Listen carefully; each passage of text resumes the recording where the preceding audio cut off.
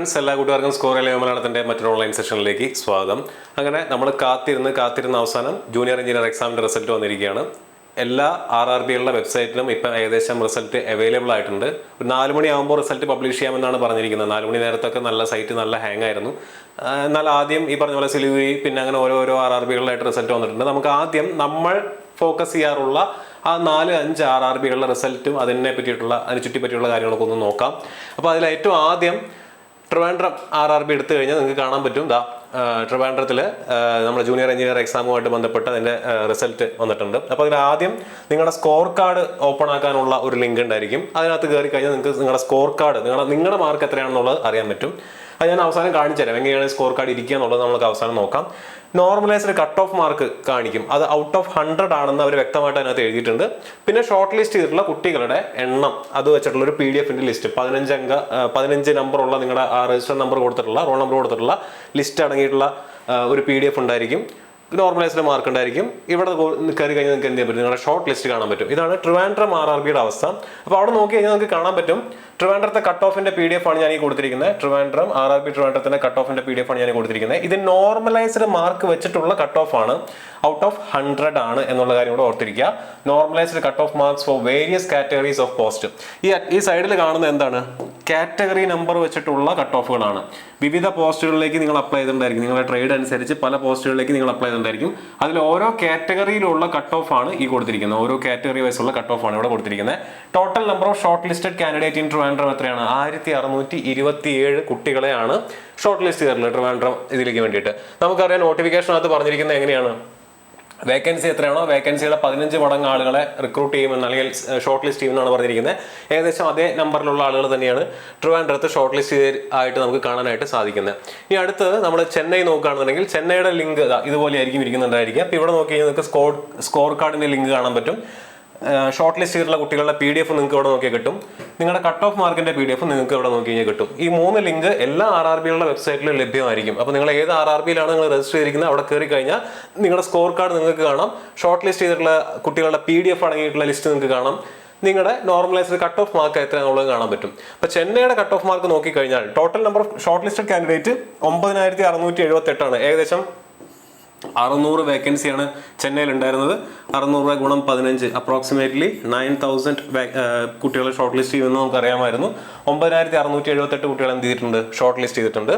And ചെന്നൈയിലുള്ള category നമ്പേഴ്സിലെല്ലാം എത്രയാണ് cut off വന്നിരിക്കുന്നത് നോക്കുക. ഏറ്റവും കൂടുതൽ പോസ്റ്റുകൾ ഉണ്ടായിരുന്ന RRBകളിൽ ഒന്നാണ് ചെന്നൈ എന്ന് പറയുന്നത്. കാറ്റഗറി നമ്പർ 3 തൊട്ട് കാറ്റഗറി നമ്പർ 32 വരെ അതിനകത്തുണ്ട്. അതിൽ ഓരോന്നിലുമുള്ള കട്ട് ഓഫ് കൊടുത്തിട്ടുണ്ട്. നോർമലൈസ്ഡ് കട്ട് ഓഫ് മാർക്കാണ്, ഔട്ട് ഓഫ് 100 ആണ് എന്നുള്ള കാര്യം കൂടെ ഓർത്തിരിക്കുക. ചെന്നൈയുടെ കാര്യം നമ്മൾ നോക്കി.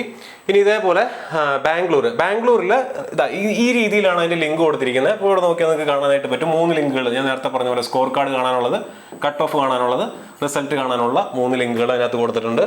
ബാംഗ്ലൂരിനെ സംബന്ധിച്ചിടത്തോളം കട്ട് ഓഫ് വന്നിരിക്കുന്നത് ഈ രീതിയിലാണ്. കാറ്റഗറി നമ്പർ ആ രീതിയിലാണ് കട്ട് ഓഫ് കൊടുത്തിരിക്കുന്നത്. കാറ്റഗറി തിരിച്ച് നിങ്ങളുടെ കമ്മ്യൂണിറ്റി തിരിച്ചിട്ടുള്ള കട്ട് ഓഫുകളും ഇവിടെ നോക്കിയാൽ നിങ്ങൾക്ക് കാണാൻ പറ്റും. ഓരോ കമ്മ്യൂണിറ്റി തിരിച്ച് ഈവൻ PWBDക്കാരുടെയും അതിന്റെ കാറ്റഗറി തിരിച്ചിട്ടുള്ള എലിജിബിലിറ്റി വെച്ചിട്ടുള്ള കട്ട് ഓഫുകൾ നമുക്ക് ഇവിടെ കാണാനായിട്ട് പറ്റും. And total candidate short listed എത്രയാണ്? 5808 ആണ് എന്നുള്ള കാര്യം കൂടെ ഓർത്തിരിക്കുക. അതാണ് ബാംഗ്ലൂരിന്റെ കാര്യത്തിൽ ഉള്ളത്. ഓക്കെ, ഇനി മുംബൈയുടെ കാര്യത്തിൽ റിസൾട്ടും കട്ട് ഓഫും ഇവിടെ നോക്കി നിങ്ങൾക്ക് കാണാനായിട്ട് പറ്റും. മുംബൈയുടെ കട്ട് ഓഫ് എന്ന് പറയുന്നത് ഈ രീതിയിലാണ് കൊടുത്തിരിക്കുന്നത്. 3 തൊട്ട് 32 വരെയാണ് അതിന്റെ കാറ്റഗറി നമ്പർ വരുന്നത്. 79 തൊട്ട് കട്ട് ഓഫ് അങ്ങ് കിടക്കുന്നതായിട്ട് കാണാൻ പറ്റും. 23ാമത്തെ കാറ്റഗറിയിലൊക്കെ 80 കട്ട് ഓഫ് പോയിട്ടുണ്ട്.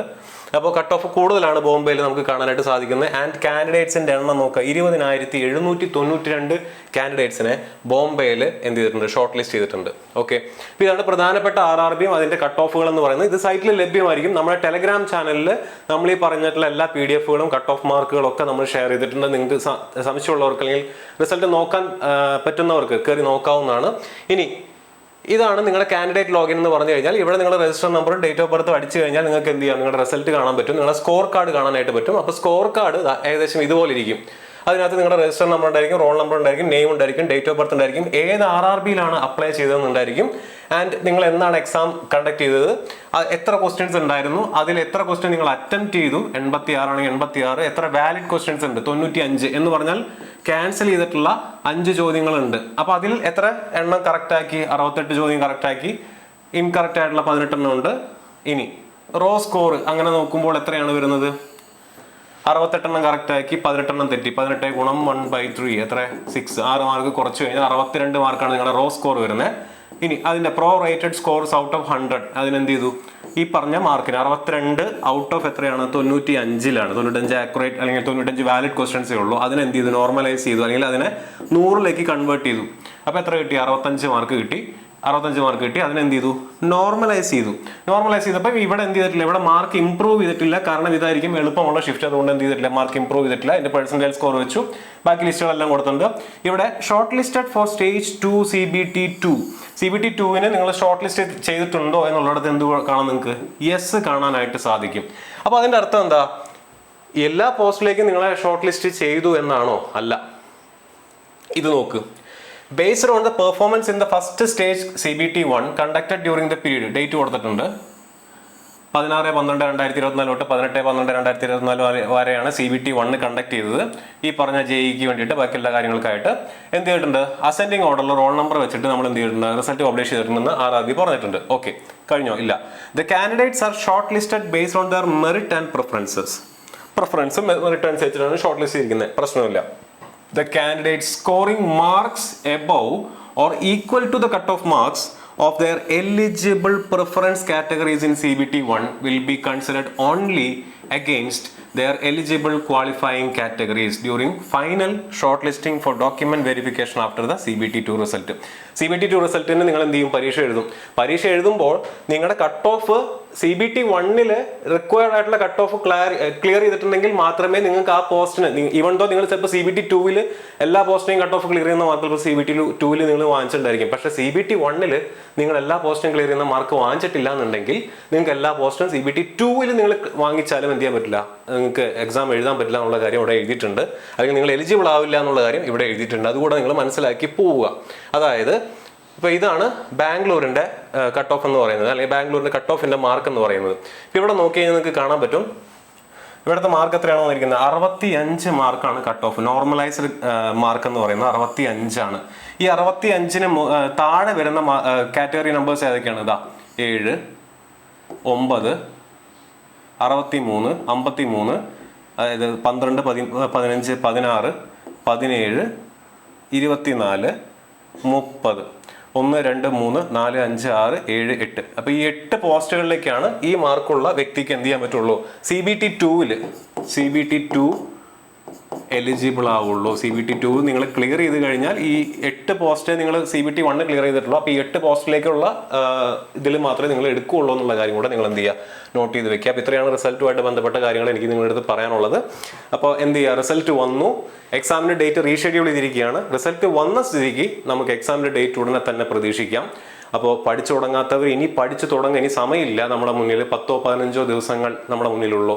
ഈ മാസം കണ്ണാട് ചോർക്കുമ്പോഴും കഴിയും. ഈ മാസം അവസാനമോ ഏപ്രിൽ ആദ്യമോ നമുക്ക് എക്സാം പ്രതീക്ഷിക്കാം. ഓക്കെ, അപ്പോൾ പഠിച്ചു തുടങ്ങാത്തവർ എത്രയും പെട്ടെന്ന് പഠിച്ചു തുടങ്ങുക. എല്ലാവർക്കും എക്സാമിന് എല്ലാവിധ ഭാവങ്ങളും നേരുന്നു. മറ്റൊരു വീഡിയോയിൽ നമുക്ക് വീണ്ടും കാണാം.